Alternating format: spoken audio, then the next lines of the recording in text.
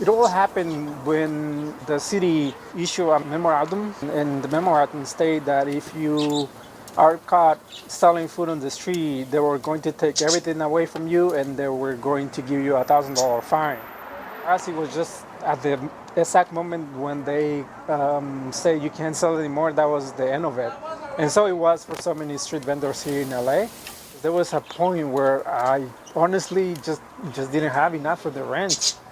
And I just didn't have enough for my internet, and that forced us to open up an emergency GoFundMe. Reaction to the public to our GoFundMe was so great.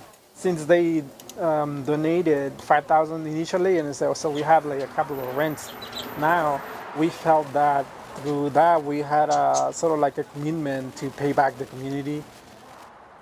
We realized that there were some people that just didn't have the courage to ask for help. I reached out to the community fridges and I said, you know what, I think we can set up this fridge out here.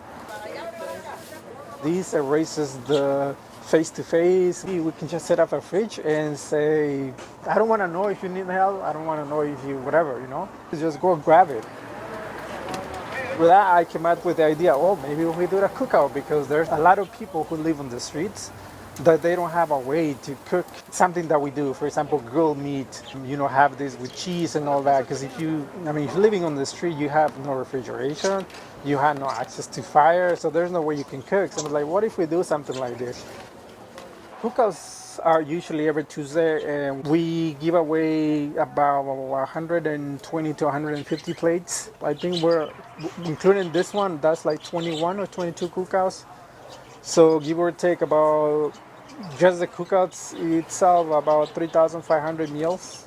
And all the things that people are experiencing with COVID, insulation and not being able to talk to your neighbor and distrust and hate towards the government and all that kind of stuff. When people wait in line and then they get this food, it's just the beacon of hope, the beacon of saying, look, my own community, this brown man is there and he looks like me. And he is feeding me. It sends a signal that someone cares about you. The anxiety of living through a pandemic with food insecurity, I think all of us are so anxious, and what's better than a hot meal? I know personally when I'm not feeling well, if someone drops some soup over to me, not only does it warm my body, but it does warm my spirit.